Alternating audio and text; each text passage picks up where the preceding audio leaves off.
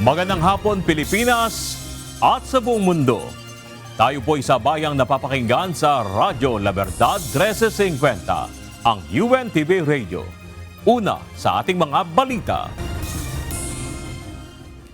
Pinadidismiss ni dating House Speaker at Leyte 1st District Representative Martin Romualdez ang mga reklamong inihain laban sa kanya kaugnay ng manumalyang flood control projects. Isa sa dahilan ng mambabatas ang recantation o pagbawi ni Orly Gutesa ng kanyang salaysay laban sa dating speaker, gayon din ng iba pang affidavit na mga dating security aide at driver ni Saldico. Si Ko ang dating House Appropriations Committee Chairperson sa ilalim ng dating House Speaker. Ito ang balita ni Rosalie Cos. Dala ng takot, pangamba, lahat ng nakalahad sa pinabit na kanilang ginawa ay aking nasabi na nasaksihan o kahit hindi ito totoo. Pati ang pagsabi na pasama ako sa 3 beses na delivery ng mga balita sa bahay ni Speaker Martin Romualdez sa Forbes Park, wala akong naging direkta kontak o nakita man lang si Speaker Romualdez sa nasabing address. Bahagi ito ng video version ng panibagong sinumpaang salaysay ni Orly Gutesa. Si Gutesa ang ex-marine na nagsabing nag-deliver ito ng mali-maletang pera sa bahay ni dating House Speaker at Leyte 1st District Representative Martin Romualdez. Kaugnay ito sa aligasyong cash delivery sa maanumalyang flood control projects na kanyang isiniwalat sa Senate Blue Ribbon Committee noong September 2025. Ngunit binabawi na nito ang kanyang naunang pahayag nitong August 13, 2026. Ang pagbawi ng salaysay na ito, gayon din ang affidavit ng 25 iba pang dating security aides at drivers ni Saldico, dating House Appropriations Panel Chairperson, ang binabanggit ng dating House Speaker na dahilan kung bakit dapat i-dismiss ng Office of the Ombudsman ang mga reklamong plunder, direct at indirect bribery, graft at money laundering. Kaakibat ng supplementary counter affidavit ang recantation salaysay ni Gutesa at 25 affidavits kung saan nakasaad na wala silang personal na karanasan o kaalaman tungkol sa sinasabing money deliveries at iba pang irregularidad.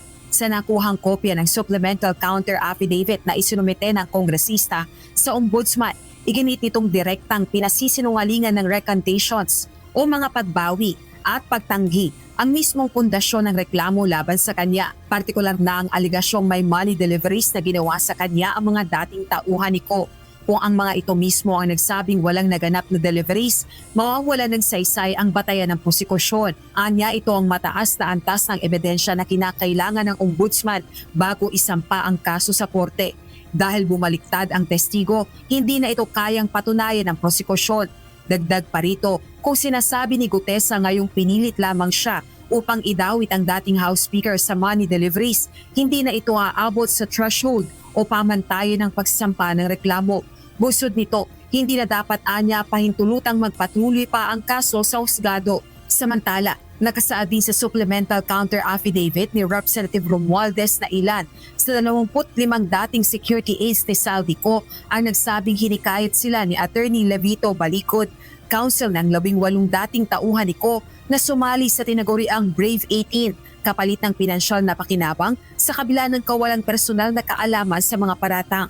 Wala pang pahayag kaugnay nito sa Attorney Balicod, maging sina Senador Rodante Marcoleta at dating Congressman Mike Defensor na itinuturo ni Gutesa na may pakana sa nauna niyang sinumpaang salaysay.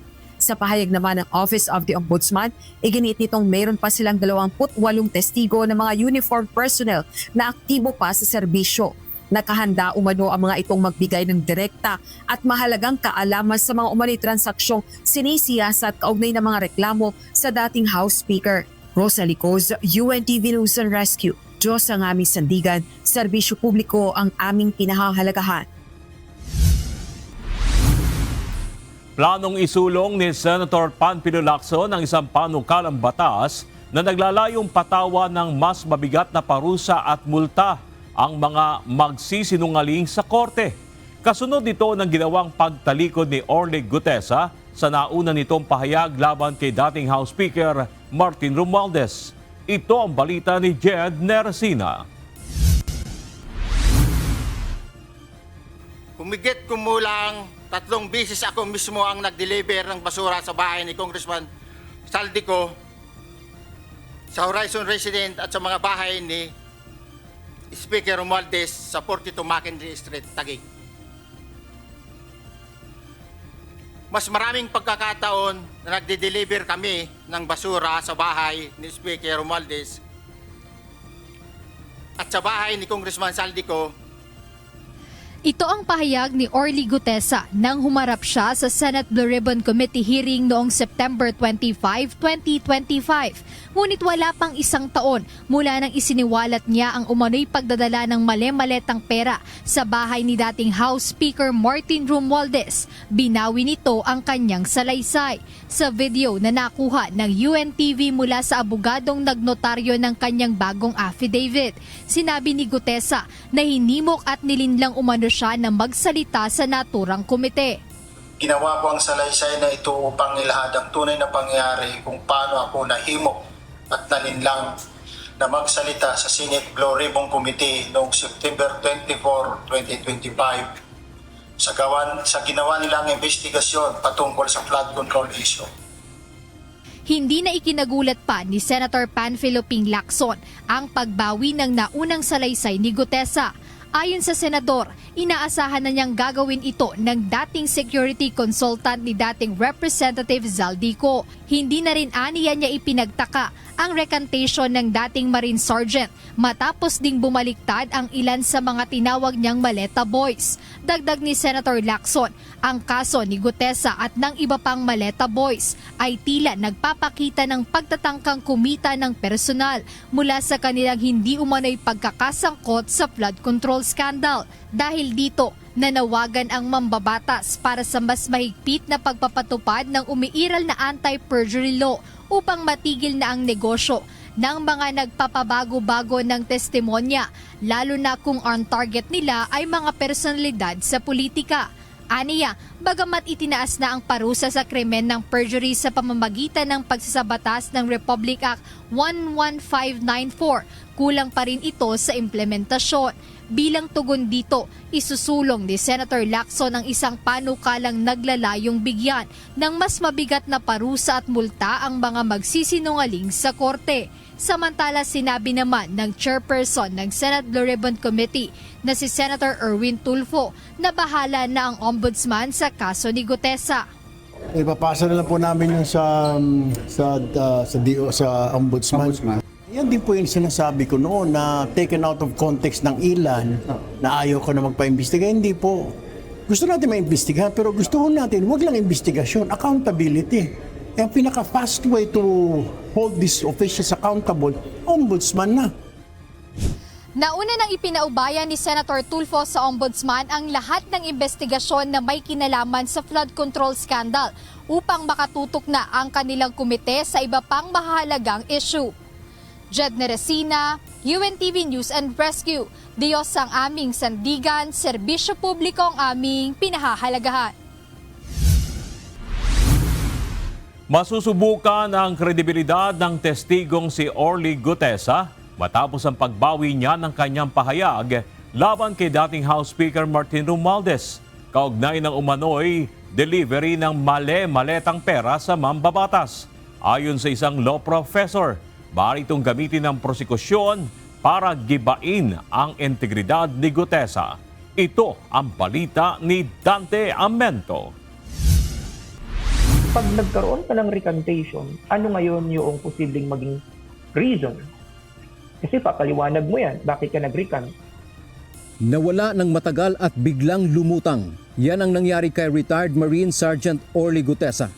At sa pagkakataong ito, nirecant o binawi ang nauna niyang pahayag sa Senado kaugnay ng umano'y paghahatid ng mali-maletang pera kay dating House Speaker Martin Romualdez.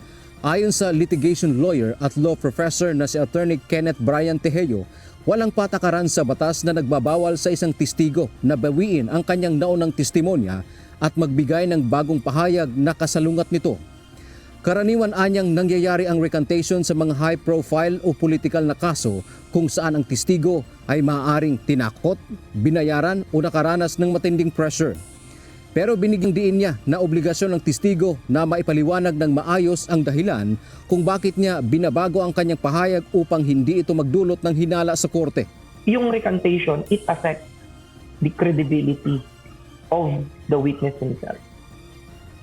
But that's why he needs to explain it well. He needs to justify why he recanted.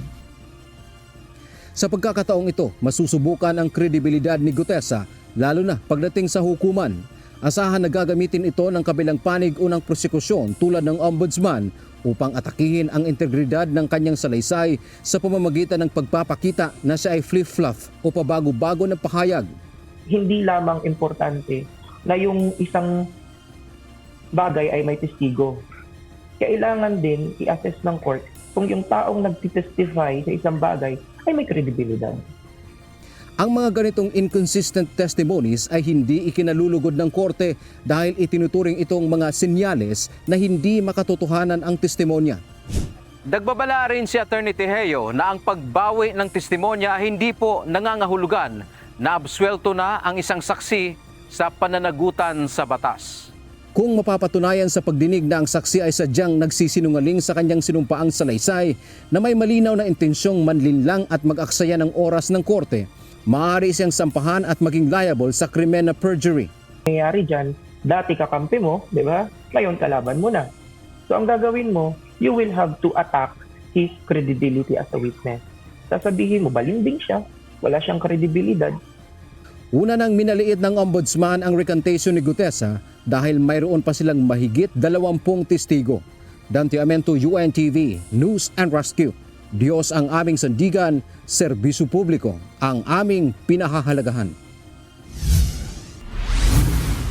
Naitala ng Pilipinas ang pinakamababang poverty incidence na 9.7% noong 2025. Ayon sa Department of Economy, Planning and Development o DepDev. Base sa pinakabagong Poverty Statistics Report ng Philippine Statistics Authority na inilabas ngayong araw.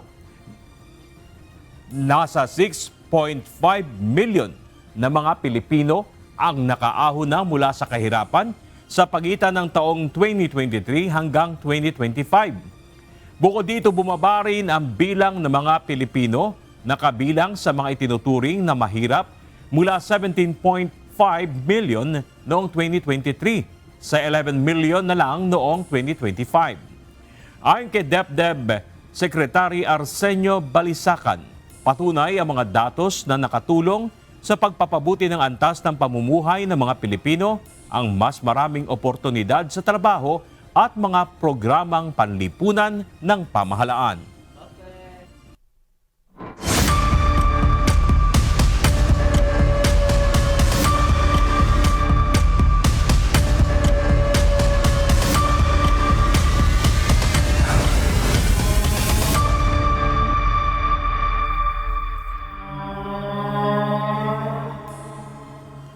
Target ng House Prosecution Team na tapusin na sa buwan ng Setyembre ang pagpresenta ng kanilang ebidensya sa lahat ng articles of impeachment laban kay Vice President Sara Duterte. Ito'y upang makapagsimula na rin ang defense team ni BP Duterte na makapaglahad ng kanilang mga testigo at ebidensya sa buwan ng Oktubre. Alinsunod dito sa plano ng Senate Impeachment Court na tapusin ang buong paglilitis sa Disyembre ngayong taon. Ayon din kay House Prosecutor at Bicol Saro Party List Representative Terry Ridon, suportado nila ang anumang gagawing adjustment ng impeachment court para mapabilis ang pag-usad ng paglilitis. We share the same sentiment and we share the same sentiment as the Senate President na hopefully matapos po sa pinakamaagang panahon ito pong paglilitis po na ito. So we will try to wrap up all of the presentation of evidence hopefully by the end of next month para meron pong pagkakataon yung pong depensa na mailatag po nila yung kanila pong ebidensya from October up until probably the end of or middle of November. No?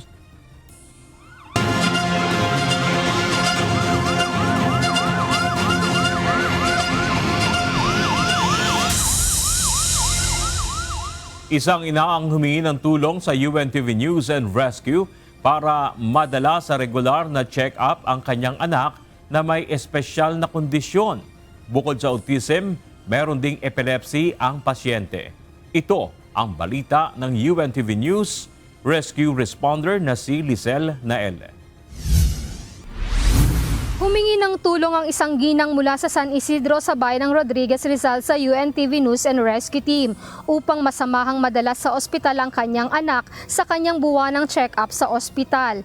Mula sa Rodriguez, pinaunlakan ng team na maihatid ang mag-ina sa National Center for Mental Health sa Mandaluyong City. Ngunit bago bumiyahe, siniguro muna ng team na maayos ang lagay ng pasyente sa pamamagitan ng pag-check ng vital signs nito. Ayon sa ina ng bata, 8 taong gulang pa lamang ito nang mapansin ang karamdaman ng bata. Yung sasakit po niya, nung 8 years old po siya, natutulog po siya, nag-seizure po siya, tapos ginising kami ng kuya niya. Kasi hindi lang pala basta-basta seizure po, parang ano po, sinabi ng papa niya, dinala na po namin siya sa hospital. Tapos, na-request po kami ng EEG po. Tapos, doon na po na-detect na may epilepsy po siya. Bukod sa epilepsy, napansin din ng magulang na nagbabago ang kilos at pag-uugali. Kaya minabuti nilang ipa-assess kung saan natuklasan ang espesyal nitong kondisyon. Tapos, nung nagkaroon po siya ng epilepsy, nagbago po yung behavior po niya. Tapos, pina-assessment po siya ng psychological po. Tapos lumabas po doon yung ADHD po niya. Tapos yung pangalawang assessment niya po, bali meron na po nadagdag yung autism po, level po na po, yung ano niya po, yung sa autism niya po. Matapos ang check-up, inihatid rin ang mag-ina pauwi ng kanilang bahay. Sa mga nangangailangan ng agarang tulong sa panahon ng aksidente o sakuna, maaaring makipag-ugnayan sa UNTV News and Rescue Hotline 8911-UNTV o 8911-8688. Kasama ang Rizal News and Rescue Team, Lizelle Nael, UNTV News and Rescue. Diyos ang aming sandigan, serbisyo publiko ang aming pinahahalagahan. Pinangunahan ng mga kaanak at taga-suporta ni dating Senador Ninoy Aquino Jr. ang ika-43 taong paggunita sa araw ng kanyang pagkakapaslang. Kaugnay nito, welcome nila ang mensahe ni Pangulong Bongbong Marcos Jr. ngayong Ninoy Aquino Day, pero hindi sapat ang salita kundi anila dapat ay may aksyon din. Ito ang balita ni Ivan Alvarez. Well, because of Ninoy, nagising yung mga tao during the time of dictatorship of Marcos Sr. No? And then from there, we showed to the world na we are really capable of changing things radically and peacefully. Hindi lang gaya ng ibang special non-working holiday ang August 21 para sa mga taga-suporta at kaanak ng yumaong si dating Senador Benigno Ninoy Aquino Jr. Isa si Roberto Sembrano na galing pang Mandaue City sa Cebu sa mga nakikiisa taon-taon sa paggunita ng pagkamatay ng dating senador. Naniniwala siya sa malaking naambag ni Ninoy para maibalik ang demokrasya ng bansa mula sa panahon ng martial law. Sa kanyang ika-43 death anniversary, binigyang pugay ito sa Ninoy Aquino International Airport o NAIA Terminal 1 kung saan ito nabaril noong 1983. Gayon din sa kanyang himlayan sa Manila Memorial Park sa Parañaque City. Para kay Kiko Aquino D, apo ni dating Senador Ninoy Aquino Jr., sa kabila ng mga pagkadismaya sa kasalukuyang lagay ng politika sa bansa, hindi mawawala ang isang aral na natutunan niya mula sa kanyang lolo, na huwag sukuan ang mga kapwa-tao dahil nananatiling the Filipino is worth dying for. Na hindi lang yan expression ng tapang niya, pero expression din siya ng pag-asa at faith na rin po sa ating kapwa Pilipino. Marami po siguro yung nadidismaya sa ating politika, sa ating sa dami ng mga pinagdadaanan ng ating bayan. Pero siguro para kay Lolo ay kahit na nagkaroon din siya nagpagdududa, naging nung panahon ng pagkabayani niya ay hindi nawala yung kanyang pag-asa sa kapwa niyang Pilipino. Samantala, sa kabila ng kasaysayan ng pamilya Marcos at Aquino, naglabas si Pangulong Ferdinand Marcos Jr. ng mensahe sa paggunita sa Ninoy Aquino Day. Kinilala nito ang tapang ng mga Pilipinong naninindigan sa kanilang paniniwala na naging daan para makamtan ng bansa ang demokrasya. Ayon sa Pangulo, paalala si Ninoy na dapat harapin ang mga hamon ng bansa ng may pagbibigay pansin at pananampalataya sa kapwa para makamit ang pag-unlad. Malugod naman tinanggap ng August 21 movement ang mensahe ng Pangulo. Ngunit para sa kanila, hindi lang dapat ito puro salita. If you are really sure or very serious in giving tribute to Ninoy Aquino, then you should continue to erase or fight for those that Ninoy Aquino fought for, especially corruption, especially making sure that the ill-gotten wealth is returned to the people. So those are the two different things. It's one thing to deliver a statement to Ninoy Aquino, paying tribute to him, but it's also another thing if you want to do it by action. Ang pagpaslang kay dating Senador Benigno Aquino Jr. sa tarmac ng Nooy Manila International Airport ay ang siyang nagsilbing daan sa EDSA People Power Revolution noong taong 1986. Evan Alvarez, UNTV News and Rescue. Diyos ang aming sandigan, serbisyo publiko ang aming pinahahalagahan. Napipilitan na ang ilang mga jeepney driver na magtigil pasada dahil sa tuloy-tuloy na fuel price hike. Sa susunod na linggo, inaasahan ang posibleng muling pagtaas sa presyo ng produktong petrolyo. Kaya naman ang ilang transport group nagpahayag ng planong pagsasagawa na muli ng kilos protesta kaugnay nito. Ito ang balita ni Asher Cadapan Jr. Wala, mababa yung kita. Halos din na nga makabuhay eh. Mahal ng diesel tapos tataas pa ulit. Patuloy pagtaas yan, di wala na. Yung subsidy naman, di naman lahat nabibigyan yun. Sa Roosevelt, wala naman subsidy dyan eh. Lalong umiigting ang pagdaing ng mga tsuper ng Public Utility Jeepney o PUJ sa hindi pa rin matapos-tapos na pagtaas sa presyo ng mga produktong petrolyo. Ito ay habang nakaapekto rin sa kita nila ang patuloy na pag-ulan at pagbaha na naglilimita sa kanilang pamamasada. Kaya kung tataas na naman ang presyo ng krudo, nangangamba ang mga PUJ driver dahil halos wala na silang maiuwi para sa kanilang pamilya. Kailangan na maghanap ng ibang trabaho. Baka contraction na lang. Kasi hindi na pwedeng makabuhay ng pamilya to. Tapos may nagpapaaral ka pa. Pag talagang hindi na kaya kumita ng halagang kahit mga 400, 300, talagang hindi na mabiyahe. Ayon naman sa ilang oil companies, panibagong pagtaas sa presyo ng mga produktong petrolyo ang inaasahan sa susunod na linggo. Batay sa 4-day trading ng Mean of Platts Singapore o MOPS mula August 17 hanggang 20, nasa 1 peso and 30 centavos per liter ang posibleng dagdag sa presyo ng gasolina. Habang naglalaro naman sa 2 piso kada litro ang maaaring itaas sa presyo ng diesel. Posible pang mabago ang taya sa ipatutupad na fuel price adjustment depende sa galaw ng presyo ng langis sa natitirang trading day ngayong araw. Inaasahang ilalabas ng Department of Energy o DOE sa Lunes ang opisyal at pinal na price adjustment para sa susunod na linggo. Paliwanag ng oil industry sources, umakyat ang presyo ng langis dahil muling lumakas ang geopolitical premium. Sa gitna ito ng humihinang pag-asa sa diplomatic solution sa US-Iran conflict at normalisasyon ng paglalayag sa Strait of Hormuz. Habang nananatiling unstable anila ang supply ng diesel sa Asia dahil sa mababang inventaryo, limitadong supply mula sa Middle East at restriksyon sa exports ng Russia. Kinundi na naman ng transport group na Manibela ang posibleng panibagong pagtaas sa presyo ng petrolyo. Giit ni Manibela Chairman Marval Buena, kung hindi mapapababa ng gobyerno ang presyo ng langis, ay dapat pagbigyan ng mga tsuper sa hinihiling nilang fare increase. Kung magpapatuloy pa rin ang oil price hike, plano ng grupo na paigtingin ang kanilang mga panawagan sa pamahalaan. Siguro mga protesta kasi nung nakaraan nakiusap sa atin ng Malacanang na wag nang ituloy yung mga transport strike kasi kawawa yung taong bayan. Gusto ko sana pinakinggan natin ang ating Pangulo, sana pakinggan niya rin yung hinaing natin. Wala pang itinakdang petsa ang Manibela kung kailan ang posibleng pagsasagawa ng kilos protesta sa gitna ng patuloy na pag-ulan at baha dahil prioridad nila ng grupo ang kaligtasan ng kanilang mga kasamahan. Asher Cadapan Jr., UNTV News and Rescue, Diyos ang aming sandigan, serbisyo publiko ang aming pinahahalagahan.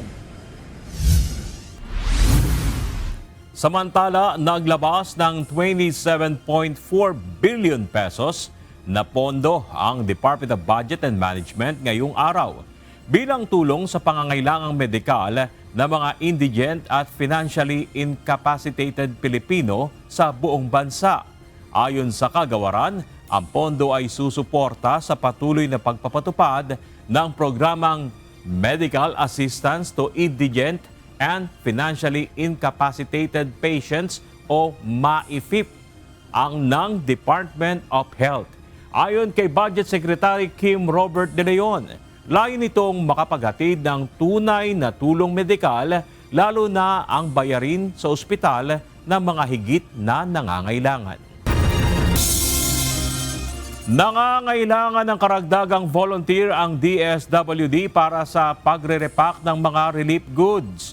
Ayon sa kagawaran, may nakahanda namang milyong-milyong relief goods para sa mga nangangailangan, lalo na sa mga nasalanta ng kalamidad. Ito ang balita ni UNTV News and Rescue Responder, Kat Fernandez. We are targeting here in Zone Disaster Resource Center to have at least 270 volunteers po per day. So that's why po inaanyayahan ko po lahat po na mga gustong tumulong, gusto pong mag-volunteer po sa amin. Nananawagan ng dagdag na manpower ang Department of Social Welfare and Development o DSWD upang makatulong sa pag-aayos ng family food pack na ipamamahagi sa mga nasalanta ng nagdaang mga kalamidad. Ayon kay Vince Cabanula, ang head ng Volunteers Management Unit ng DSWD, target ng ahensya ang hindi bababa sa 270 volunteers kada araw, partikular sa Luzon Disaster Resource Center sa Pasay City. Kasabay ng holiday ngayong araw, ikinatuwa ng ahensya ang maraming bilang ng volunteer na umabot sa 425 na nanggaling pa sa iba't ibang civic groups. Kabilang ang UNTV News and Rescue at members Church of God International o MCGI. After ng calamity or ng disaster, kung tayo okay na dun sa mga AOR natin, ni-utilize pa rin natin yung ating mga rescuers para meron tayong involvement dun sa post-operations ng mga LGU gaya nga nitong DSWD para na-utilize natin yung mga rescuers natin sa iba pang bagay na hindi lang limited dun sa pagre-rescue. Tuloy-tuloy ang pagre-repack sa DSWD warehouse ng family food packs para agad na may maibahagi oras na kailanganin ng mga pamilyang apektado, hindi lang ng sama ng panahon, kundi ng lindol at iba pang sakuna. Patuloy po yung production systems po natin na nag-produce po ng family food packs para sa agarang relief and assistance po para sa ating mga kababayan na nasalanta po ng mga kalamidad this past weeks or this past days po. So when it comes to our numbers po, we are now over 4 million prepositioned goods around the Philippines and that is ready for dispatch and for distribution po. Hinikayat naman ng DSWD ang mga nais magboluntaryo na makibahagi sa pagre-repack ng family food packs upang mas mapabilis ang paghahanda at pamamahagi ng ayuda sa mga pamilyang nangangailangan. Catherine Fernandez, UNTV News and Rescue. Diyos ang aming sandigan, serbisyo publiko ang aming pinahahalagahan. Nakapagtala ng malaking pinsala sa sektor ng agrikultura ang Department of Agriculture. Ayon sa ahensya, pinakamalaking bahagda ng apektadong sektor ang palayan na umaabot sa mahigit 9 milyong piso. Gayunman, ayon sa DA, hindi naman ito anila makakaapekto sa supply at presyo ng bigas sa bansa. Ito ang balita ni Mia Alonso. Kaya yung pinakamalaki out of the 1.7 ay dito sa ating palayan at 974 million. Susunod yung gulay at saka yung iba pang high value crops at 540 million. Susunod dito sa ating mais at 85 million. Tapos yung mga nasira na mga irrigation facilities natin nasa almost 61 million pesos. Nag-iwan ng mga lubog sa tubig na palayan at mga pananim na nakayoko ang ilang linggong mga pag-ulan na dulot ng habagat. Bagamat bahagya ng tumigil ang matinding pag-ulan at sumisikat na ang araw sa ilang lugar sa bansa, ramdam naman ang epekto nito sa supply at presyo ng mga produkto sa mga pamilihan. Ito ang mahigpit na binabantayan ngayon ng Department of Agriculture. Sa ilang palengke sa Quezon City, iniinda na ng ilang tendera ang pagtaas ng presyo ng mga gulay na kanilang binibenta. Marami po. Talong, sitaw, okra, lahat po. Ang palaya lahat. Repolyo lang hindi, tsaka kamatis. Dati kasi 100 ang punan, naging 150. 100 dati, bago pa lang uulan, 100 na punan. So ang benta namin 120. Ngayon 150. Masiraan ka lang ng 4, wala na. Base sa pinakahuling ulat ng Department of Agriculture, umabot na sa 1.73 billion pesos ang damage at losses sa agrikultura. Pinakamalaki sa mga naitalang pinsala ang nasa palayan na umaabot sa 974 million pesos. Sinundan nito ng gulay at iba pang high-value crops na nasa 540 million pesos. Umabot naman sa 85 million pesos ang naitalang pinsala sa palay habang halos 61 million pesos naman ang damage sa mga irrigation facilities. Bagamat malaki yung value of losses na naitala sa palay, kung titingnan natin yung volume loss, nasa 26,000 metric tons. At doon sa area naman, out of the 37,000 na nasira, yung malaking bahagi nun ay partially damaged at may chance of recovery. And only about 8,000 hectares yung totally damaged. So we are not seeing any potential impact sa country supply ng bigas. And eventually, doon sa presyuhan ng bigas, hindi ito makaka-apekto. Kung sa bigas walang nakikitang malaking epekto ang DA sa presyo at supply, sa ilang mga gulay posibleng maramdaman ang bahagyang pagtaas sa presyo dahil sa pinsalang naiwan sa low at highland vegetables. Kasi malaking volume na nasira, lalo na dito sa Central Luzon at sa Southern Tagalog, na nagsisilbi ng tinatawag natin na lowland vegetable, yung pinakbet. So yun yung nasira. Ganon din naman doon sa highlands. Ang chapsoy natin na gulay, may mga damages din tayo. So we can expect slight increases sa presyo ng mga gulay natin. Para naman sa mga magsasakang apektado at matinding nalugi, may nakahanda ng ayuda at financial assistance ang ahensya. Mga preposition items sa mga libreng bini, pataba, na more than 200 million yung worth na nun, naka-preposition doon sa mga affected areas. Meron din tayo, of course, doon sa indemnification natin sa crop insurance.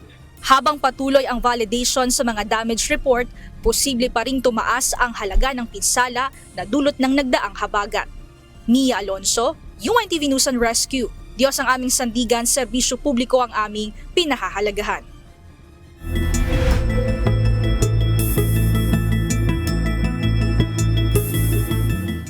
Posibleng pumasok sa Philippine Area of Responsibility o PAR sa araw ng Linggo o Lunes ang isang bagyo na may international name na Saudel. Ngayong hapon namata nito ng Pag-asa sa layong 2,600 kilometers silangan ng Southern Luzon. Bagaman hindi nakikitang tatama ang sentro ng bagyo sa anumang bahagi ng bansa, palalakasin naman ito ang habagat, kaya't asahan na muling magiging maulan sa malaking bahagi ng Luzon sa susunod na linggo. Payo ng ahensya, samantalahin na bukas ang makapagpatuyo ng mga nilabhang damit dahil magiging maaliwalas ang panahon sa malaking bahagi ng bansa. Gayunman, posible pa rin ang biglaang pag-ulan lalo na sa malaking bahagi ng Luzon. Muling nagsagawa ng search and retrieval operation ang Manila City Disaster Risk Reduction and Management Office o CDRRMO Water Search and Rescue Team sa Dolomite Beach sa bahagi ng Manila Bay sa Malate ngayong araw. Ito ay upang ipagpatuloy ang paghahanap sa isang 13 anyos na batang lalaki na huling naiulat na naligo sa Baseco Beach noong nagdaang linggo. Ayon kay Manila Mayor Isko Dumagoso, hindi nila titigilan ang operasyon hanggat makita ang bata, kasabay ang mensahe sa pamilya na gagawin ng lahat upang mahanap ang kanilang anak. Narito naman ang mga balita sa iba't ibang panig ng mundo. Ihahatid ng ating global correspondent na si May Biandog na nasa Brisbane, Australia.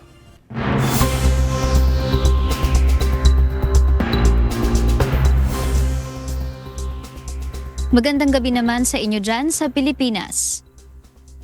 Tinawag na economic terrorism ng Iran ang idineklarang panggigipit ng Amerika o economic isolation sa Iran. Ayon kay Iran Foreign Minister Syed Abbas Araghchi, hindi lang ang Iran kundi ang buong mundo ang maapektuhan ng gagawin ng Amerika. Ito ang balita ni Noel Poliarco. We're kind of now in a new phase where the most effective tool that we have is the economic pressure that we can apply to them. We're going to keep that going because we think that's the best way to ultimately accomplish the final objective here. Inihayag ni United States Vice President J.D. Vance na gagawin na ng Amerika ang nakikita nitong pinaka-epektibong paraan para mapabagsak ang Iran, ang pagpapataw ng economic pressure na siyang ipinaiiral nila sa ngayon. Kasunod ito ng hindi pagsuko ng Iran sa nagdaang 5 buwan ng bakbakan kahit pag gumamit na ng puwersang pangmilitar ang Estados Unidos. Ayon kay Vance, ito na aniya ang nakikita nilang pinakamabisang hakbang upang maisakatuparan ang pinakalayunin ng gyera, ang hindi makabuo ng armas nuklear ang Iran. Right, we have to go back to the very beginning. The president said Iran cannot have a nuclear weapon. Well, their nuclear facilities are destroyed, but the question is, do they try to rebuild them? And so fundamentally what we're trying to do is create a changed reality on the ground where not just we can say with confidence their facilities have been destroyed, but we can also say with confidence they're never going to try to rebuild. Pero ayon sa Iran, ang panggigipit ng Amerika sa kanilang ekonomiya ay patunay lang ng kabiguan nitong makuha ang gusto nila sa Iran. Ayon kay Iranian Foreign Minister Syed Abbas Araghchi, ang naturang economic pressure ay diversionary tactic sa tunay na estado ng US sa ngayon. Hindi man aminin ng US, malaki na ang ginastos nito sa gyera, kaya lumulobo na rin ang kanilang utang. Sa pinakahuling ulat, umaabot na sa 40 trillion US dollars ang utang ng Amerika. Sa halip na bumaba, ay lalo pang tumataas ang presyo ng krudo bukod pa sa humihinang halaga ng US dollar. Ayon kay Araghchi, dodoble lang ang pagkatalo ng Amerika. Unay sa militar, pangalawa ay sa ekonomiya. Sa gagawin aniya ng US ay lalong hindi nito mapasusuko ang Iran, kundi lalo lang magagalit ang kanilang mga mamamayan. Tinawag ni Araghchi na economic terrorism ang plano ng Amerika na tiyak na malaki ang magiging banta sa global economy at sa pandaigdigang seguridad. Ayon kay Professor Mohammad Marandi, lalo lang nitong palalakasin ng Iran at sa huli, sisisihin ng lahat ang Amerika at Israel dahil sa ginawa nitong economic calamity. Samantala, binigyang diin naman ni US Treasury Secretary Scott Bessent ang detalye ng sinasabing economic D-Day ni US President Donald Trump laban sa Iran. Ayon sa opisyal, ito na ang pinakamabigat na sanksyon na ipapataw ng US sa alinmang bansa na nakita nilang epektibo, gaya ng ginawa nila sa Venezuela at Cuba. The economic pressure means that we are going to all of our allies, and this is going to be the greatest coordinated economic isolation in the history of the world if you insist on doing business with them, either transferring money, buying their oil, doing seaborne ship transfers, then the U.S. Treasury and the U.S. government, they will put its full might and force toward enforcing against you. So it is time for our allies and the rest of the world to make a decision. Noel Poliarco, UNTV News and Rescue. Diyos ang aming sandigan, serbisyo publiko ang aming pinahahalagahan.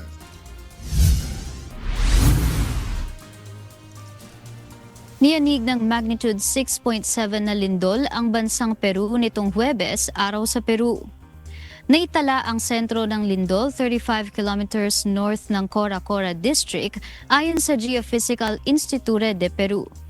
Pinakamalakas na pagyanig ang naramdaman sa syudad ng Ayacucho.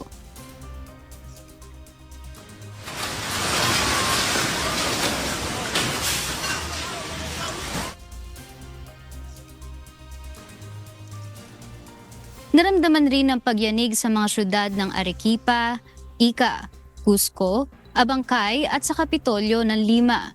Walang napaulat na nasawi o malaking pinsala sa nasabing lindol, bagaman nakapagtala ng landslides at pagguho ng mga bato sa mga bulubunduking komunidad. Isinailalim na sa state of emergency ang buong Dover sa Delaware State sa Amerika dahil sa isang malakas na tornado o buhawi. Alas 6 ng umaga ng Huwebes sa Delaware nang magpadala ng alerto ang National Weather Service matapos mamataan ang pamumuo ng buhawi sa Delaware Bay. Pinapayuhan ng mga residente na maghanda at manatili sa mga basement ng kanilang bahay at kung nasa labas naman ay mag-ingat sa mga lumilipad na mga debris. Bukod sa Delaware, inaasahang dadaan din ang nasabing buhawi sa southern New Jersey, Philadelphia at iba pang karatig lugar. These storms are going up, rotating, and the Storm Prediction Center has added a SIG 1 Category 4 tornadoes. We have a combination of big-time instability and strong low-level winds here. Possibly even a regional outbreak of tornadoes is possible this afternoon. Mahigpit ang pakiusap ni Ukraine President Volodymyr Zelensky sa mga kaalyadong bansa sa Europa na kung maaari ay agad nang magpadala ng Patriot missiles. Binigyang diin nito na hindi sila nanghihingi kundi nakahanda silang magbayad para lang sa nasabing armas na makapagsasalba sa kanila sa mga pag-atake ng Russia. Ito ang balita ni Bradley Robusa. Потрібні ракети для Петріотів – це те, що можуть забезпечити тільки наші партнери. Знаємо, що цю нашу потребу партнери можуть. Mahigpit ang panawagan ni Ukraine President Volodymyr Zelensky sa mga kaalyadong bansa, lalo na sa Amerika, na sana ay madaliin ang pagpapadala ng Patriot missiles sa kanila. Aniya, hindi sila nanghihingi, kundi nakahanda silang bumili o magbayad. Не про подарунки, це про готовність України купувати зброю. Важливо, щоб були рішення, відповідні політичні рішення партнерів і передусім в Сполучених Штатах. Я вдячний усім, хто реально допомагає Україні оборонятись та рятувати життя людей. Kasunod ito ng isang major attack ng Russia na bagaman napagtagumpayan ang mga cruise missiles, bigo naman ng Ukraine na ma-intercept ang mga ballistic missiles ng Russia. Ayon sa Ukrainian leader, papasok na ang winter season at ang susunod na 4 na buwan ay kritikal para tumbasan ang tumitinding agresyon ng Russia laban sa kanilang mga syudad at mamamayan. Sa ngayon, karamihan ng mga Ukrainians na nasiraan ng bahay ay sa subway stations na mamalagi.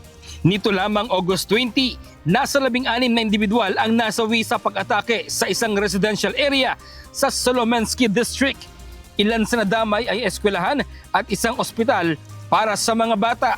This is the Solomensky district. That's a school in the background. What it highlights for me is the real and genuine need for missile defense. You can see there's a lot of destruction here. I guess that I struggle with the most is the targeting. One of the targets last night was also a pediatric hospital. And as you can see here on either side of this parking lot is civilian housing. That's a school right there, and I mean, it's so clearly an attack designed to hit civilians. Patuloy naman sa pag-aksyon ang United Nations upang matulungan ang mga naapektuhang residente. Ang ilan sa kanila walang magawa kundi masdan at bumangon sa nangyari na tila hinihintay na lang kung sila ba ay tatamaan o hindi. Начало падать, рушиться. Такой страх. Потом начали гореть машины во дворе там. Нас волною, ось бачите, нас ждемо поліцію. Вікна везде повибивало там. А там будемо бачити. Мені хоча б треба хоч пару днів, щоб оце трошки розгребсти, убрати, щоб можна було пройти від ліжка до умывальника, до туалета и хотя бы... Ayon kay UN Relief Chief Tom Fletcher, malaking pondo ang kailangan upang matugunan ang pangangailangan ng mga apektadong sibilyan sa Kyiv region. Nanawagan ito sa mga bansa na tumulong, lalo na sa basic at medical needs. Particularly around midnight, a number of ballistic missiles falling on the Ukrainian capital, and that means more people displaced, more people in need of humanitarian support. We need to keep the funding coming for the humanitarian response, but most of all, we need an end to this war. Bradley Robuza, UNTV News and Rescue. Diyos ang aming sandigan, serbisyo publiko ang aming pinahahalagahan.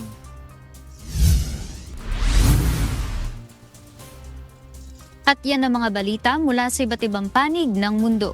Mula dito sa Brisbane, Australia. Ako si Mavian Dog. Magandang gabi.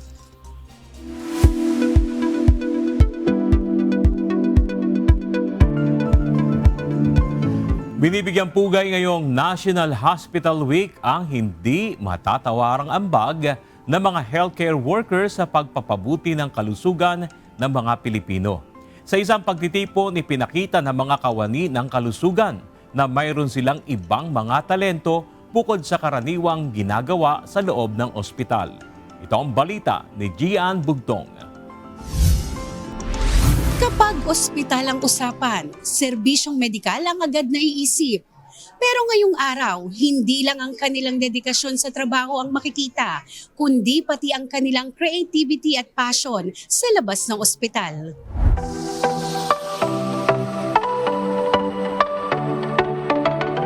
Sa pangunguna ng Department of Health at Tondo Medical Center, idinaos ang National Hospital Week 2026, magpasikat the Grand Showdown. Nagtipon ng mga healthcare worker mula sa iba't ibang ospital para sa isang natatanging paligsahan na nagbigay diin sa pagkakaisa at pagpapakita ng kanilang mga kakayahan. Ang objective namin is to make the National Hospital Week 2026 special and unique. So, yung uniqueness, hindi pa ho ito ginagawa sa tatanang, ewan ko, sa ilang years ko na sa DOH Hospital. So, hindi pa ho ito ginagawa. And number two, it will develop yung collaboration, yung camaraderie amongst the hospitals. Alam ko it's a competition, pero syempre, magkakasama pa rin sila kapag nag-perform. Nakita ko yan sa backstage. Kasi kahit na iba yung nagpa-perform, they would always say good luck, etc. So, yun yung mga camaraderie na gusto namin amongst us healthcare workers. Ngunit higit sa pagdiriwang at paligsahan, naging pagkakataon din ito upang maipakita ang serbisyong higit pa sa loob ng ospital. Kabilang dito ang no balance billing para sa mga kwalipikadong pasyente na layong maibsan ang bigat ng gastusin sa pagpapagamot. Kaya namin ipinakita yung zero balance billing, lahat yon, yung Grand Kalinga Day. Sinasabi lang namin na kayo po yung una sa amin, mga pasyente pa rin. So, sana learn to trust your healthcare workers. Gusto ko makita ng ating mga healthcare workers, yung ginagawa namin ay hindi hanggang hospital lang. So, ito ay beyond the hospital. Sabihin, with our families, with the family of the patients and the community where the patient lives. So nakita natin yun. Nakita natin na na-appreciate ng pamilya. Just imagine, ang laki-laki ng bill, hindi na nila iisipin kung saan nila kukunin yung pambayad. Ang iisipin na lang nila ay magpagaling yung pasyente nila. Habang serbisyo ang puso ng kanilang propesyon, ibinahagi rin nila ang kanilang talento sa araw na ito. Sa kabila ng abalang schedule, pinag-ukulan ng oras at lakas ng bawat team para maihanda ang kanilang mga presentasyon. We push through po sa mga practices namin despite na medyo masungit yung panahon and despite sa busy schedule ng everyone kasi different departments kami, but we managed to pull it off and thankful po kami sa efforts and sa time ng lahat po. As healthcare workers, so we tend to forget na meron kaming life outside of it. Meron kaming talent behind all of the business. Kahit gaano ka po ka-busy, you're always just in time to discover something new about yourself. Araw-araw, sila ang nakatayong kasama ng mga pasyente sa oras ng kailangan. Pero sa araw na ito, sila naman ang may kwento at may pagkakataong ipakita ang kanilang ibang kakayahan. At sa entablado, lumitaw ang isang bahagi ng kanilang sarili na madalas ay hindi nakikita sa ospital. So, mas na-appreciate natin yung talent that we all have aside from being of service in healthcare. So, very important din naman to remind ourselves na tao pa rin naman tayo. To not being just in the hospital to work, we're all there to also express ourselves. So, this event really helped us to appreciate more yung mga talents ng mga tao within the hospital and especially within all the DOH hospitals, even with the busy schedule. Higit pa sa isang paligsahan, naging pagkakataon ito para maipakita ng mga healthcare worker ang kanilang mga talentong hindi madalas nakikita sa loob ng ospital. Kita naman yun, napaka-talented ng ating mga healthcare workers. Hindi lang marunong sa pagkanta, sa pagsayaw. Nakita ninyo yung drama na ginagawa, ganyan. It's one way of expressing din ano ba ang meron sila sa ospital nila at nakita naman natin yun sa ating mga performances. Importante rin na you don't place them in a very routinary work. Dapat kahit papaano, ilabas mo sila dun sa routine nila kahit papaano para naman nakakahinga din sila sa trabaho. Mahirap ang trabaho sa loob ng ospital. At sa huling bahagi ng paligsahan, isa ang namayani sa 16 na DOH hospital na nagpasikat ng kanilang mga talento. Ang Dr. Josefa Bella Memorial Hospital ang nagwagi sa magpasikat The Grand Showdown sa kanilang pagtatanghal na ipakita nila ang talento, pagkakaisa at dedikasyon bilang isang team. Isang araw ng talento, pagkakaisa at saya. Sa serbisyo sila ang laging nasa unahan, pero ngayong araw, sila naman ang nasa spotlight. Jean Gruta Bugtong, UNTV News and Rescue. Diyos ang aming sandigan, serbisyo publiko ang aming pinahahalagahan. Magpapatupad ng gradual o unti-unting pagbabalik ng klase ang Ateneo de Zamboanga University kasunod ng insidente noong August 18.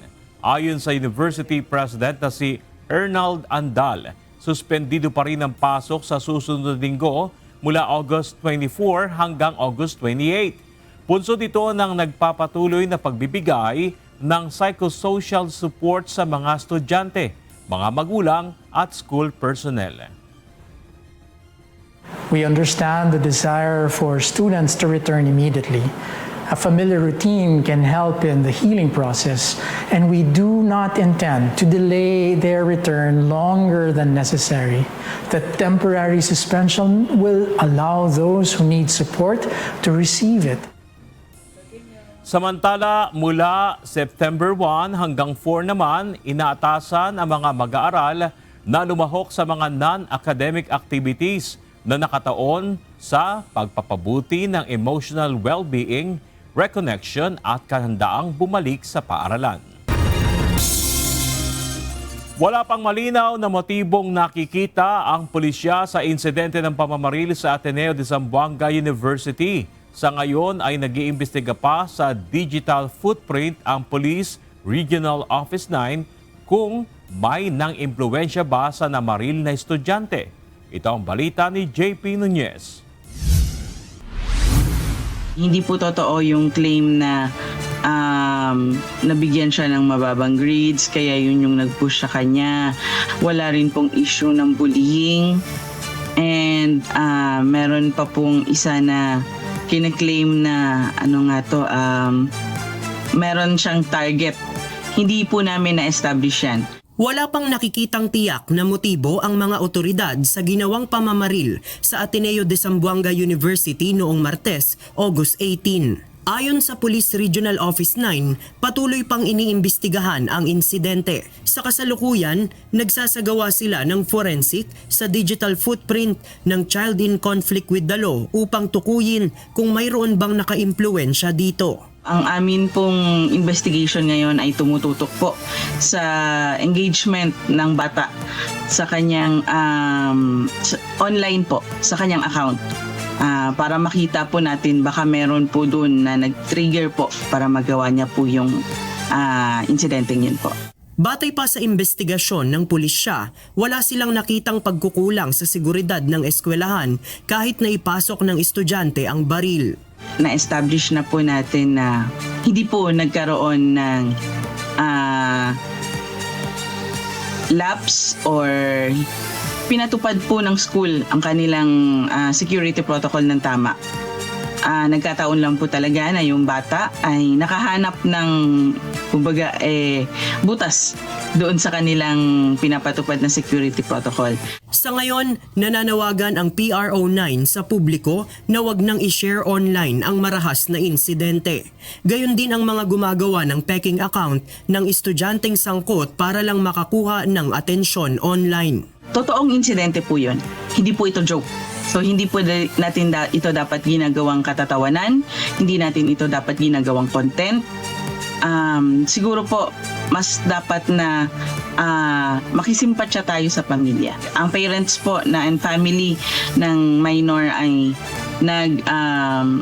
parang iniwasan na nila na mag-open ng kanilang social media account. Hindi na sila active. I think nilock na nila or close muna nila ang kanilang social media account dahil nga nagdadalamhati din po sila. Sa kabila ng insidente ng marahas na pamamaril sa Ateneo de Zamboanga University, naninindigan ang PRO9 na isang payapang komunidad ang Zamboanga City. Zamboanga City, Region 9 is a safe region. Napatunayan namin ito ng ilang taon. Although we have diverse culture, iba-ibang religion ang nandito, pag-usapang peace po, lahat po kami ay magkakasama. JP Nunez, UNTV, News and Rescue. Diyos ang aming sandigan, serbisyo publiko ang aming pinahahalagahan. 5 individual ang naaresto ng mga tauhan ng National Bureau of Investigation sa Parañaque City dahil sa pagpapanggap na sila ay mga tauhan ng Federal Bureau of Investigation o FBI. Ang mga naaresto ay napag-alamang ng bibiktima ng mga US citizen. Samantala, 12 individual naman ang naaresto rin sa kaparehong lungsod dahil naman sa online fraud. Ito ang balita ni Benedict Samson.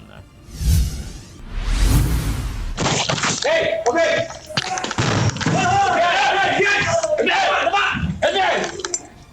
Wala na kayo! I told you not to move! You! Bandang alas 10 ng gabi noong Lunes nang salakayin ng mga tauhan ng National Bureau of Investigation Special Action Unit ang bahay na ito sa isang village sa Parañaque City.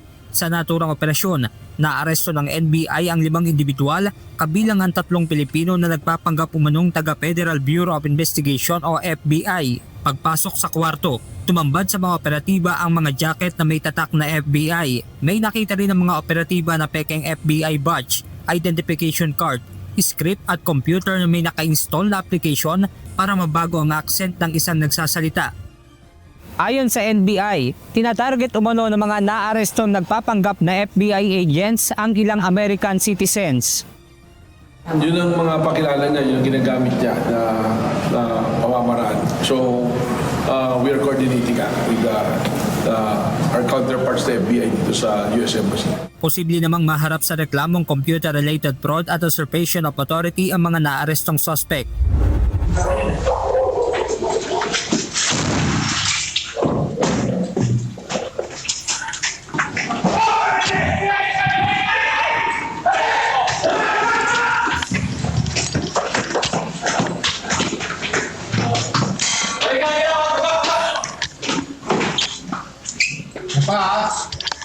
Samantala, sa bisa naman ng warrant to search, seize and examine computer data. Sinalakay din ng mga tauhan ng NBI SAU ang isa pang bahay sa kapareho ring street ng naturang subdivision. Dito naman naaresto ng mga otoridad ang nasa 12 individual kabilang ang isang foreign national.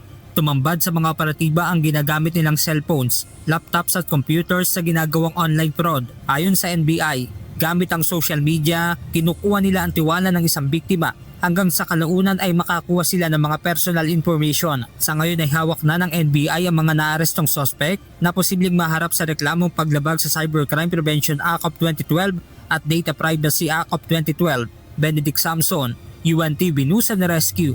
Diyos ang aming sandigan, serbisyo publiko ang aming pinahahalagahan.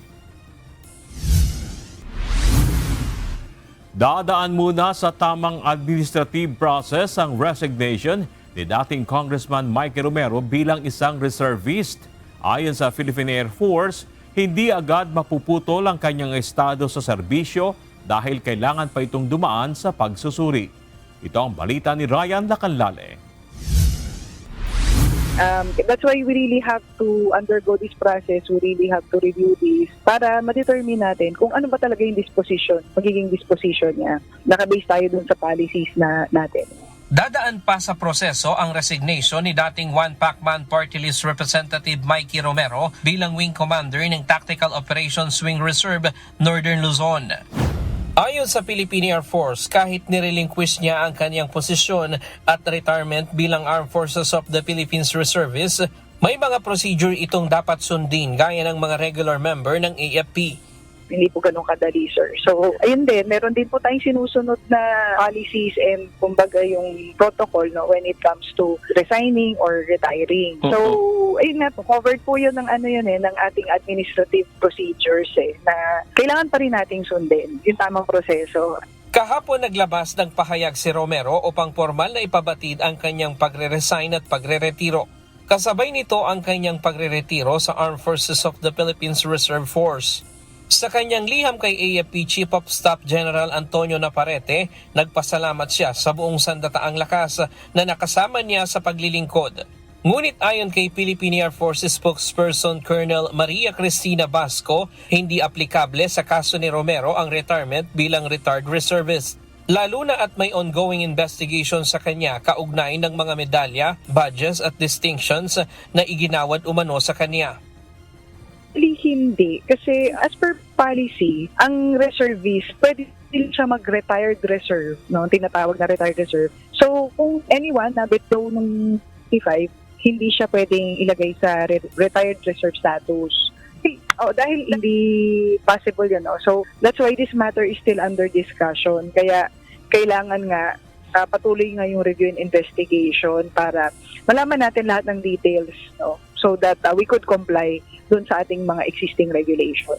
Nag-ugat ang reklamo sa kanya ng ilang mga retiradong opisyal ng Sandataang Lakas dahil sa maraming medalya at dekorasyon na nakasabit sa kanyang uniforme sa confirmation hearing sa Commission on Appointments sa 38 opisyal ng Sandataang Lakas kamakailan. Kabilang ang Gold Cross Medal, isang parangal na ibinibigay lamang sa pagpapakita ng pambihirang katapangan sa aktwal na labanan. Si dating Deputy Chief of Staff for Service and Retiree Affairs, retired Major General Joel Alejandro Naknak, nanghihinayang sa nangyari kay dating Congressman Romero. Aktibo aniya ang kanilang organisasyon sa mga civic action kung saan ipinagsisilbi nila ang kanilang kakayahan at sariling gastos nila. Kaya hindi na anya nakapagtataka na mabigyan siya ng maraming awards. Gayunman, wala anya siyang alam na may Gold Cross Medal ito. I would assume that they cannot receive combat awards kasi nga hindi naman siya called to active duty for combat missions. But I would presume that all of the awards that they can receive can come from various activities related to their being reservists, like participation in civic action activities and other not necessarily combat. Nagpapasalamat ang Armed Forces of the Philippines sa malaking tulong at serbisyo ng ating mga reservists lalo na sa panahon ng krisis at kalamidad. Gayunman, paalala ng AFP sa ating mga reservists, kailangan kumilos ng naaayon at siguraduhin na may tamang orders at dokumento para sa bawat award o dekorasyon na kanilang isusuot. Sa huli, iginiit niya na ang kanyang mga medalya, decorations, badge at distinctions na iginawad sa kanya ay wastong nakatala sa record ng AFP. Ryan Lacanlale, UNTV News and Rescue. Diyos ang aming sandigan, serbisyo publiko ang aming pinahahalagahan.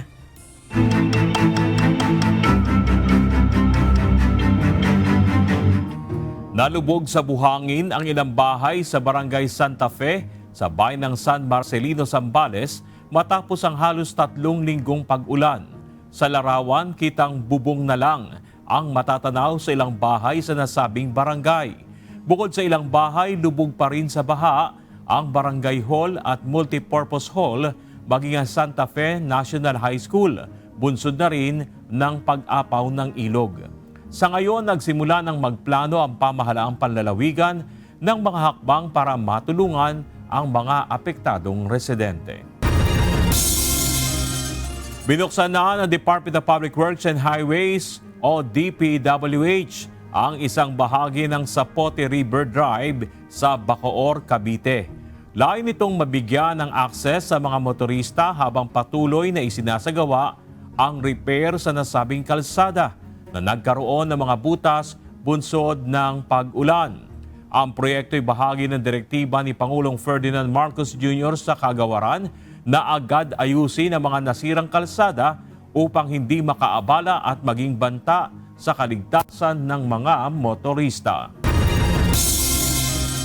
Nanawagan si Department of Public Works and Highways o DPWH Secretary Vince Dizon sa Department of Environment and Natural Resources o DENR na ipatigil na ang mga small-scale mining activities sa paligid ng Cannon Road. Ayon sa kalihim, ang minahan sa lugar ay posible lang makapagdulot ng mas matitindi pang landslides at rock slides sa nasabing kalsada.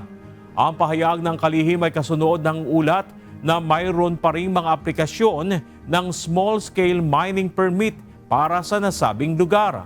Binigyang diin ni Secretary Dizon na dapat ay nag-iisip na ang mga otoridad ngayon ng mga pangmatagalang solusyon sa paulit-ulit na pagkasira ng Cannon Road.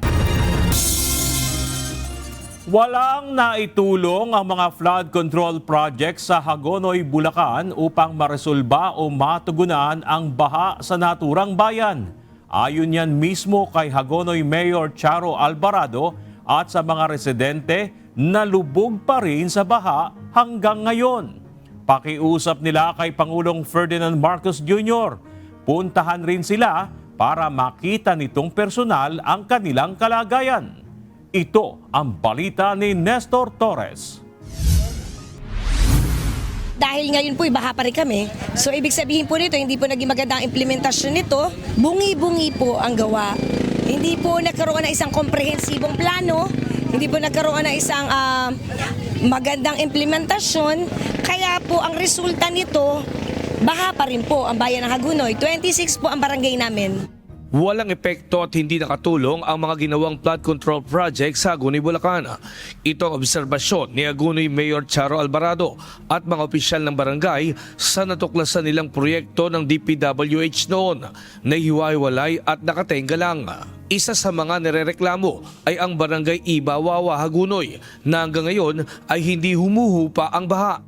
Meron po floodgate na tinayo sa Ibawawa. Ito po ay hindi rin nagiging functional, hindi pa po ito tapos.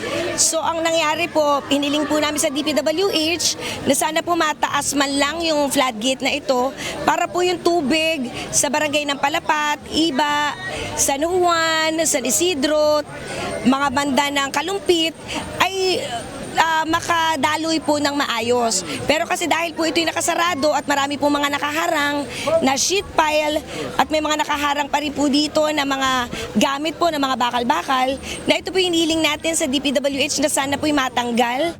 Katulad niya, dapat flood control yan. Dapat matataas yan. Kung pinuputol nila yung sheet pile, mabababa na, mabubuhay pa. Kasi ang nangyari, putol-putol, putol-putol yung project. Sana may continuity na ginawa nila ng master plan. For example, San Roque, isang isla na barangay, kulungin ito ng sheet pile.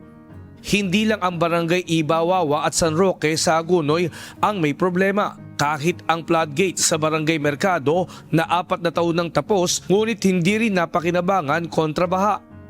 Kinakalawang na at natutuyo pa. Ito ngayon ang itsura ng sinasabing kauna-unahang floodgate na ginawa dito sa bayan ng Hagonoy, Bulacan. Ang problema ng mga residente rito, hindi nila ito napapakinabangan dahil hindi naman ito nagamit simula nang ito'y ginawa. At wala anyang silbi ayon sa ilang mga residente. Sayang laiteran taong bayan dito. Alang nangyari, sabi nila matitigil iba.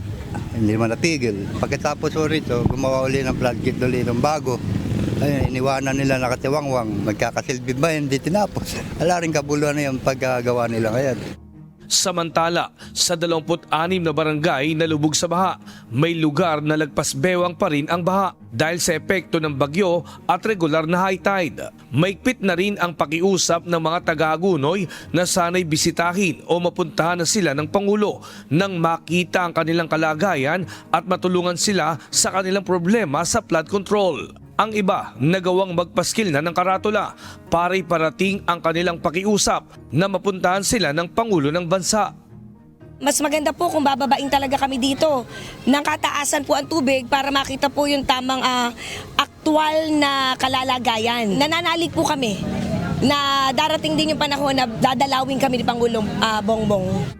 Bisitahin mo naman kami dito, Pangulong BBM at Sec Beans Dizon, kasi para makita nila, pagbaba nila dito yung kalagayan talaga na hindi lang sa balita, media na nila nakikita. Nakakala nila porket umuulan is normal lang yung pagbaha, Hindi, normal na po dito yung paglaki ng tubig kahit wala pong high tide, dalang bagyo. Normal na po hanggang binti, hanggang hita. Samantala, umaasa ang mga residente na makararating kay Pangulong Marcos ang panawagang magtungo nito sa kanilang bayan upang personal na makita ang kanilang kalagayan. Nestor Torres, UNTV News and Rescue. Diyos ang aming sandigan, serbisyo publiko ang aming pinahahalagahan. Isang caliber .357 revolver ang nakuha sa loob ng bag ng isang estudyante habang sumasailalim sa inspeksyon ng guro sa Lutod National High School, Pinamungahan, Cebu nitong Huwebes. Kinumpirma ng Pinamungahan Police Station ang pangyayari pero walang bala ang nakuhang revolver. Ang pagkakatuklas sa nasabing armas ay kasabay ng ipinatutupad na preventive safety measures ng paaralan.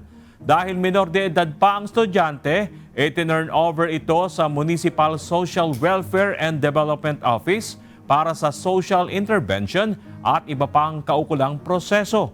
Sa ngayon, mas pinaiigting ng pulisya ang seguridad at police visibility sa mga paaralan sa Pinamungahan, Cebu upang maiwasan ang katulad na insidente at posibleng karahasan.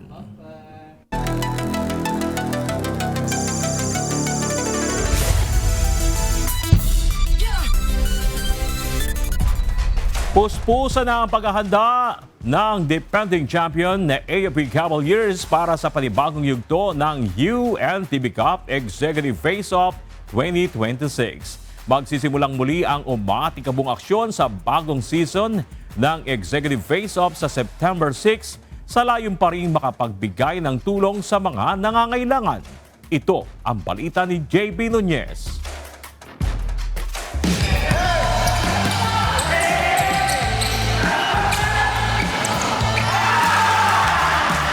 Pinaghahandaan na ng AFP Cavaliers na depensahan ang kanilang trono sa Executive Face-Off ng UNTV Cup.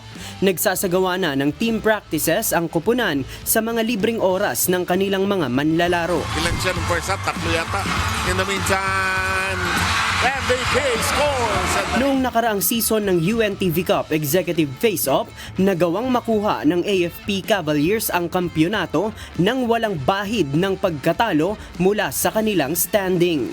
Minsan po, we just need to motivate them na syempre, we're defending champions. So, alam na, pinapaliwag namin na maraming gustong sumungkit ng kampyonato this coming season. So, dapat i-defend namin yun. So, yun yung pag-motivate namin sa mga players. Isa sa tinututukan ng Cavaliers sa kanilang practices ang mapahaba ang kanilang hininga sa mga takbuhan para makahabol sa mas mabibilis na mga player. We make time na ma-maximize namin yung practices namin, and we have most of the time we have tune-up games with other teams, no? Mas bata sa amin para mas mabibilis sa amin para mas matrain namin more on stamina and endurance. Strikto din silang nakikinig sa mga trainer at coaches para sa teamwork o mabuo ang diskarte nila bilang isang kupunan. Pag sa basketball talaga, andun yung kung anong sinasabi ng aming mga trainees aming coach, yan ang ginagawa namin. Yung kagaya din ng mga professional na players. Aminado ang ibang manlalaro ng Cavaliers na mayroong pressure sa kanila dahil kailangan nilang depensahan ang pagiging kampiyon. Ang pressure lang sa akin kung paano ko mag-gel sa team. Kasi once alam ko kung hindi kasi nag-gel ang isang tao, isang player, hindi rin magiging team yan. So it will be a team effort. So kung yung pressure, it will be the pressure in the team. Pinipili ng AFP Cavaliers ang Education Benefit System Office ng kanilang ahensya para maging benepisyaryo ng kanilang pakikilahok sa liga. Ang AFP EBSO ay nagbibigay ng scholarship sa mga anak o dependents ng mga kabaro nilang nasawi o nagtamo ng injury mula sa giyera. Sa darating na September 6 ang inaasahang pagbubukas ng bagong season ng UNTV Cup Executive Face-Off para sa isa na namang maaksyong bakbakan sa hardcourt at layuning makatulong sa mga nangangailangan. Isasagawa ito sa PhilOil Arena sa San Juan City. Kabilang sa mga ahensya ng gobyerno na maglalaro ang defending champion na AFP Cavaliers, Bureau of Internal Revenue, Government Service Insurance System, Judiciary, PhilHealth, Philippine National Police, National Housing Authority, gayon din ang Bureau of Jail Management and Penology, Philippine Drug Enforcement Agency, Office of the Ombudsman, Senate of the Philippines, at Office of the President. Win in sports, win for charity. JP Nunez, UNTV, News and Rescue. Diyos ang aming sandigan, serbisyo publiko ang aming pinahahalagahan.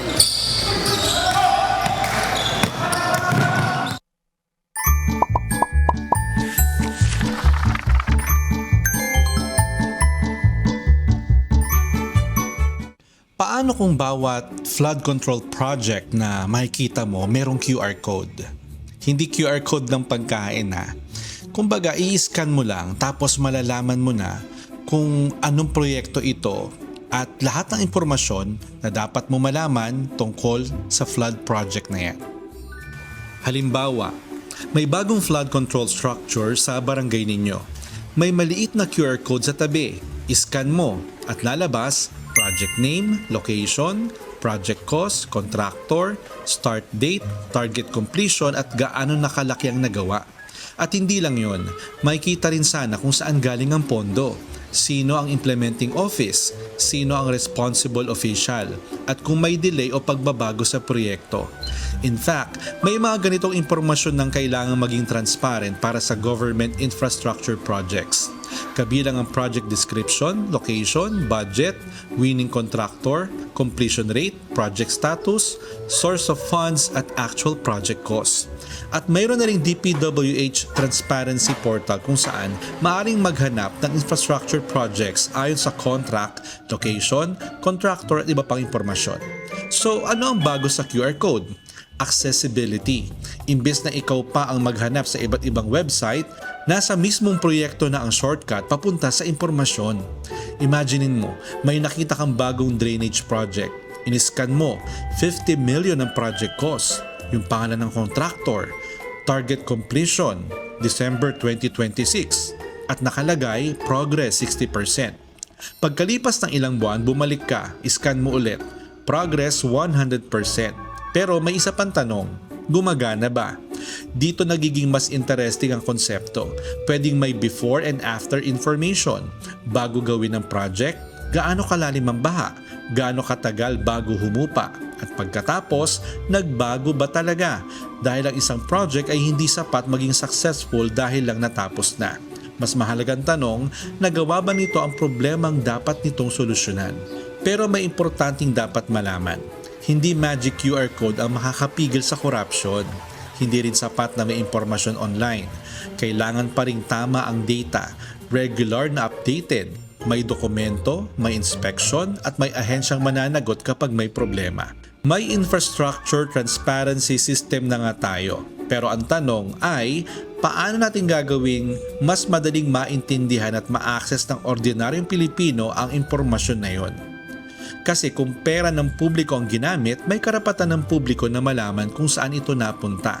At kung may flood control project sa harap ng bahay mo, baka hindi lang dapat ikaw ang nakatingin sa proyekto. Dapat alam mo rin kung ano ang binabayaran mo.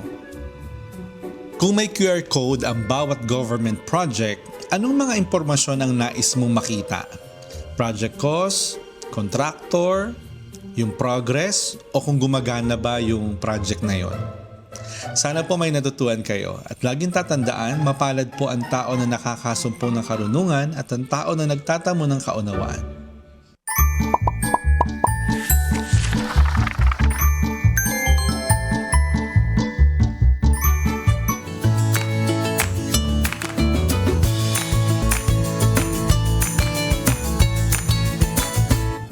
Narito naman ang ating mga kausi ngayong araw ng Biyernes. Salamat at shoutout po kina Francisco de los Reyes, Rod Diaz Jr., Orlando Espares.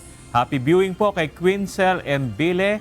Salamat sa panonood kay Chad Ansano at kay Susan Cortez. Narito naman ang salita ng Diyos na ating sandigan. Mula sa aklat ng 1 Kapitulo 15, versikulo 12 na nagsasabi, "Ito ang aking utos, na kayo'y mangag-ibigan sa isa't isa, na gaya ng pag-ibig ko sa inyo."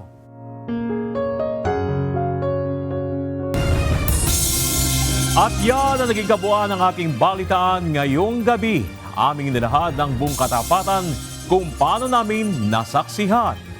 Kayo'y makapagtitiwala ng aming nakita at narinig ang aming ibinabalita. At dito sa UNTV, Diyos ang aming sandigan. Serbisyo publiko ang aming pinalagahan. Magandang gabi.